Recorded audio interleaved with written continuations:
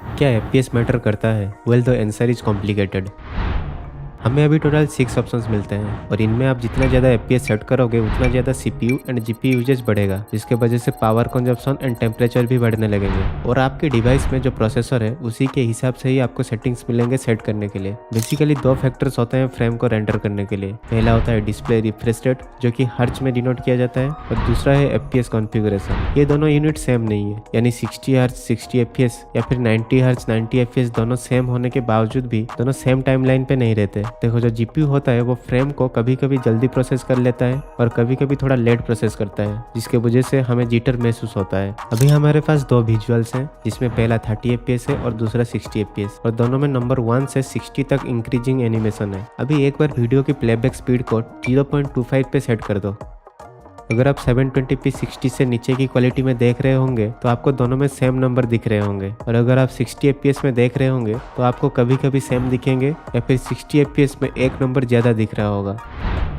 30 fps में second, fourth, sixth, 8 and so on वाले frame render नहीं होते हैं जब हम उसे 60 fps से कंपेयर करते हैं। देखो, 1 second equal to 1000 milliseconds होता है, और उसके हिसाब से 30 fps में 1 फ्रेम ड्यूरेशन 33.3 मिली सेकेंड्स होता है, एंड सिमिलरली 60 fps में 16.6 मिली सेकेंड्स होता है। यानी 30 fps में एक फ्रेम के बाद 16.6 मिली सेकेंड के अंदर जो भी फ्रेम होंगे वो रेंडर नहीं होंगे, पर टाइमलाइन सेम ही रहेंगे।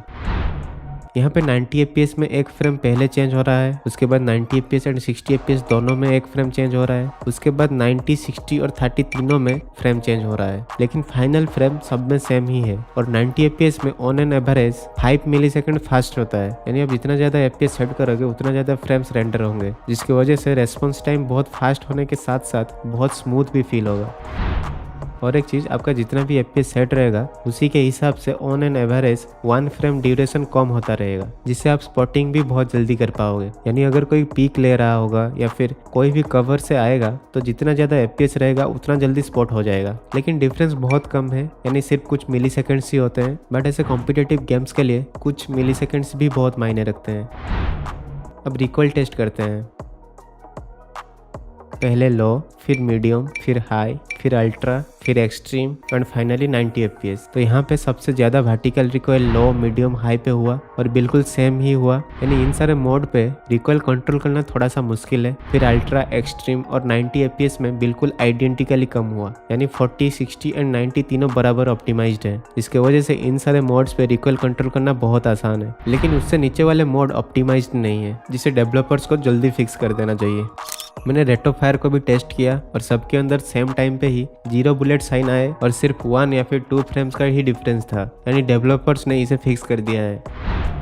कंक्लूजन ये है कि जितना ज़्यादा एफपीएस होगा उतना लेटेंसी कम रहेगा। I mean not internet latency but your system latency, और आपका रिएक्शन टाइम भी बहुत फास्ट हो जाएगा और उतना ही इजी रहेगा एनिमी स्पॉट और रिकॉइल कंट्रोल करने में। और अगर आपको रिकॉइल कंट्रोल में दिक्कत होता है तो जीरो रिकॉइल की वीडियो देख सकते हो। मैं हूँ अभिषेक और मैं मिलता हूँ आपको अगले वाले वीडियो में।